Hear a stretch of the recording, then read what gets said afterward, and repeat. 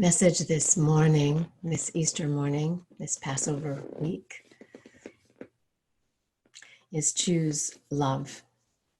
I want to begin with a poem from the mystic sage Rumi.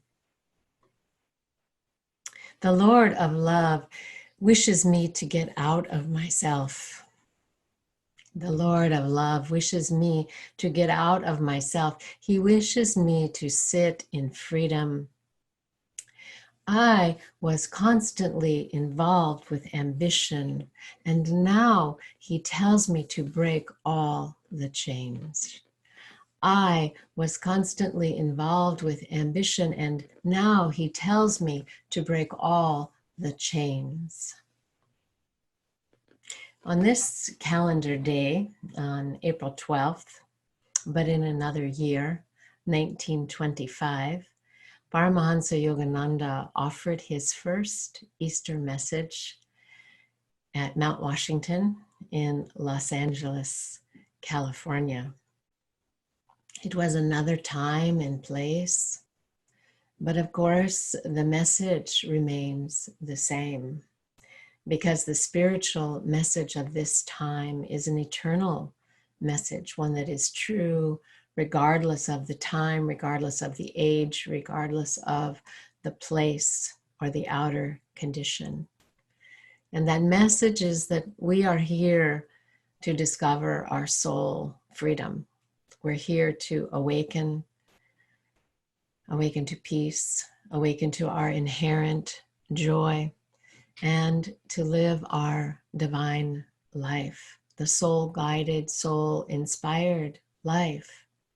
No matter where we are, no matter who we are, no matter when the time is. I'd like to read to you from his book, his commentary on the Christian scriptures, the second coming of Christ. And here is one of his Easter messages.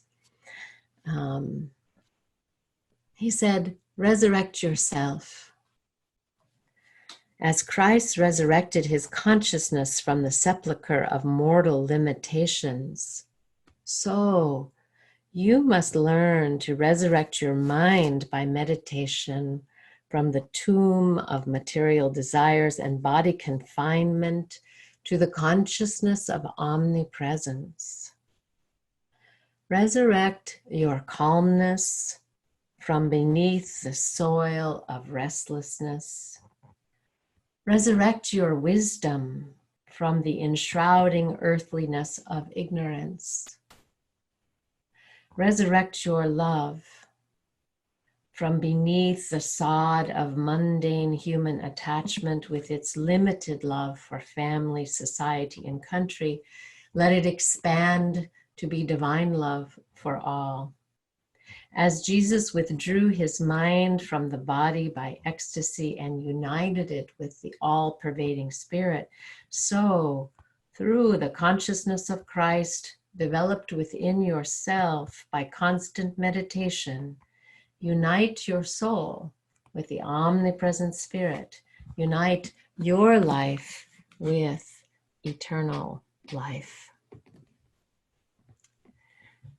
The call of this time, this Holy Week, the call of freedom, is ever with us. And of course, perhaps at this time, it is more insistently with us to resurrect our love from the shadows of fear, to resurrect our compassion from the shroud of distractions, to resurrect our hope from the darkness of despair, and to resurrect our clear knowing and our sense of purpose from the tomb of confusion.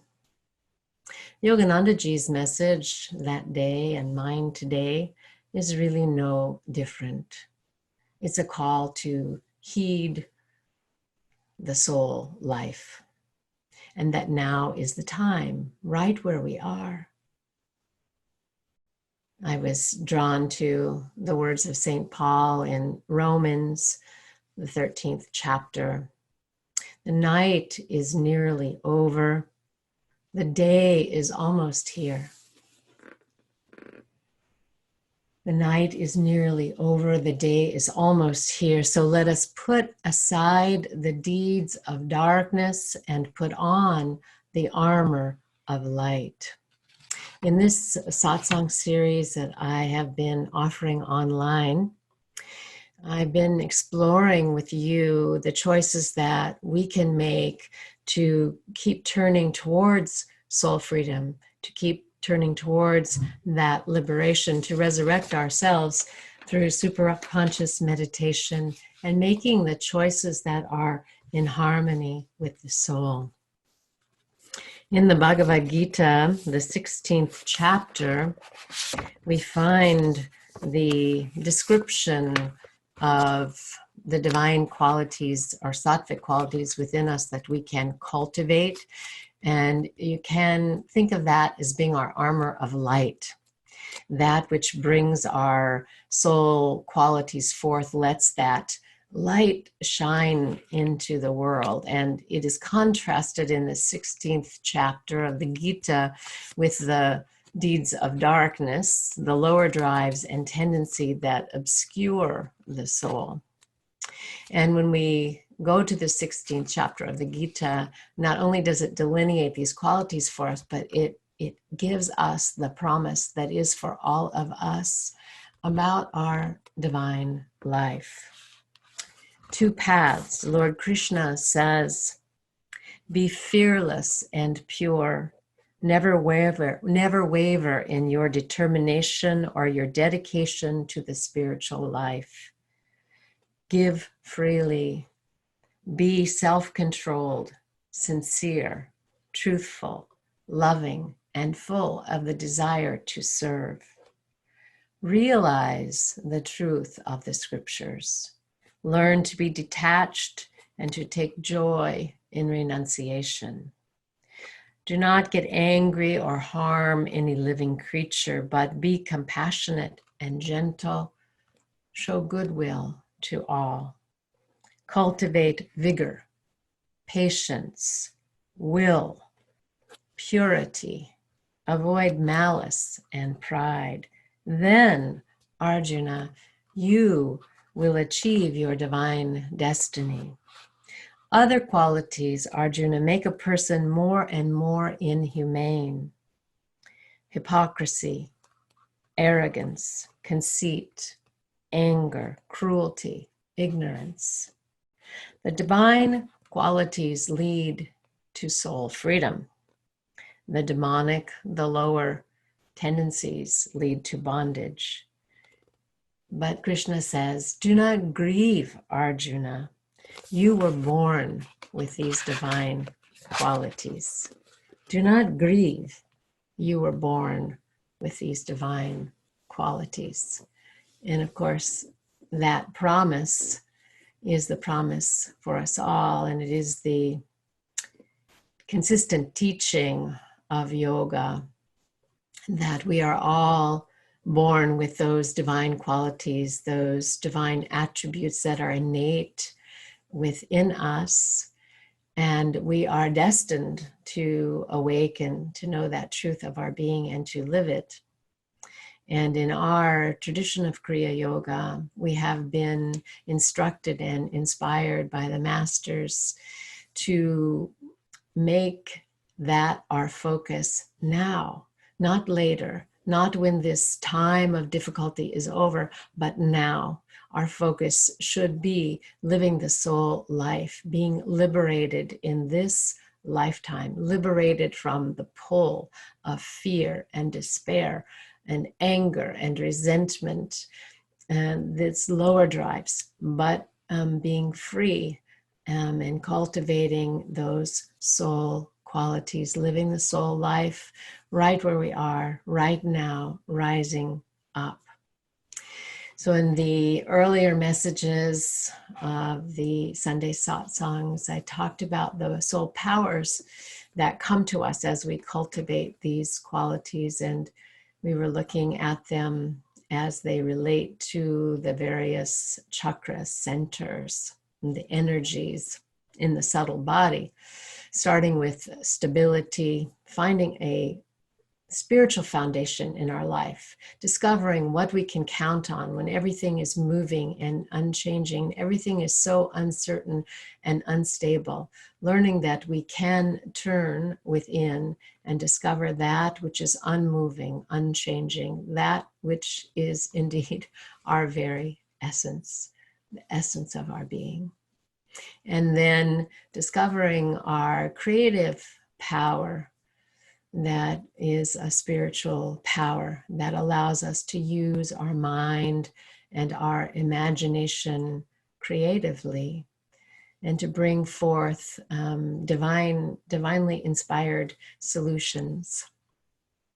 And at the third level, the third chakra, the power of firm determination. And for this time, for us all, it's so important.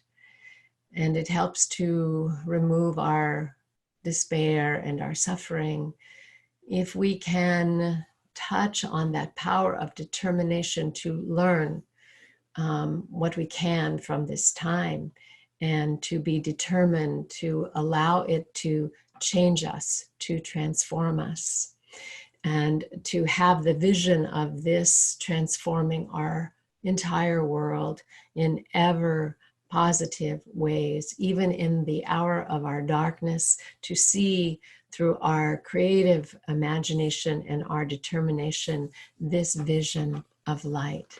And today we move to the fourth chakra center, which is the heart center. And the directive there, the power there, is for us to choose love. There's a leap that takes place from the third to the fourth chakra, which is the fitting leap for this Easter day, which is the surrender of the ego-based identity and turning our lives over to the care and the direction of the divine self, of the higher true self. As Rumi put it, the Lord of love wishes me to get out of myself. He wishes me to sit in freedom. I was constantly involved with ambition, and now he tells me to break all the chains.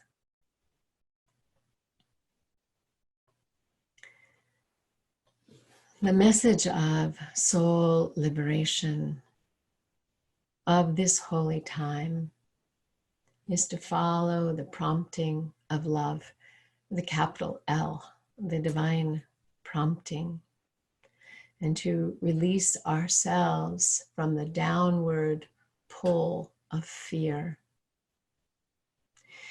It is interesting that the list of divine qualities that I read from the Bhagavad Gita, the 16th chapter, the first quality that is listed is fearlessness. So to bring out these divine qualities within us, we start with fearlessness, which raises quite a question. How can we be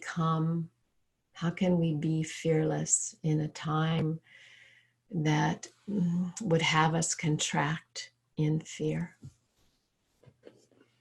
As the teachings of yoga tell us, well, one of the best things you can do is cultivate the opposite.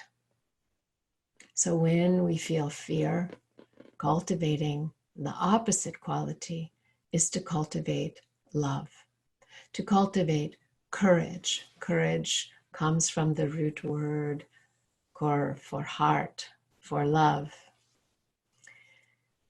Can we be without fear ever arising? Can we be fearless? I don't know. Perhaps that is possible. But I think in the meantime, we have the most powerful practice of our time, short of being fearless without ever experiencing fear. We can begin to fear less. And I know we can fear less by loving more. It's a beautiful formula. Fear less by loving more. There's 2 steps I think we can take to bring that into our daily life, into our daily practice.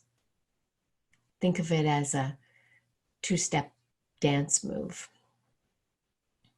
To fear less, start by think less. Think less. And by that, I mean to learn how to bring the mind back from the future or the past. To follow the directive, in a sense, of staying home, staying in, staying right where we are, awake, aware, in this present moment, instead of ever battling these constant fears with the future. Come back to the present moment. Think less, worry less. And when we do, when we get quiet, we discover that right where we are, we have enough. We are enough. And out of the fullness of our own nature comes the inspiration, comes the peace, comes the love that is needed for whatever it is to come next. And Jesus said, take no thought for tomorrow. Basically, he was saying, don't worry. Don't let your mind move into the future and worry. It wasn't, of course, any kind of prohibition against wise planning or using our creative imagination and bringing forth our creative abilities. But it was a remedy for fear. It was how to fear less. Do not let your mind be troubled. Seek first the kingdom of God, the reality of your being, and you will discover that love is right where you are. So, first step is think less. And we could say, as Yogananda would say, meditate more. Think less, meditate more. And the second step is to love more. So think less, but love more. And by that, I mean to choose love. Whenever we are facing a choice before us, what to say or do, let us ask ourselves, what would love do? In this case, what would love do? We fear less. We lessen our own fear. Anytime we can genuinely extend ourselves on behalf of another, whether it's a kind word, a generous deed, or simply a wave to someone in the distance. I have been heartened on my little walk around the neighborhood if I encounter someone and they move to the other side of the street, following the guideline to social distance, but they do so as they acknowledge me and wave. And I find that quite heartening, and I really find it to be an act of love. And I wave back and share my love with them. The narrow place of bondage is the place of contraction within our own heart, of self-absorption and self-concern. Liberation is love, and love is liberation. In our home, in our families, on the front lines, liberation is love, and love is liberation. This is such an extraordinary time, calling for extraordinary courage, qualities of love, compassion, the ability to fear less and to love more. We see it and we hear about it daily, the acts of courage from those on the front lines. And for many of us who are in lockdown, who are sheltering in place, we might feel about this time a readiness to bolt, to do something, to gather with our family, with our friends, to get out, to go to a restaurant, to go to back to our office, to school, to a workplace, to go somewhere. But we are instructed to care for others by social distancing. We are really instructed to love more, to care for others, to stay and to stay in.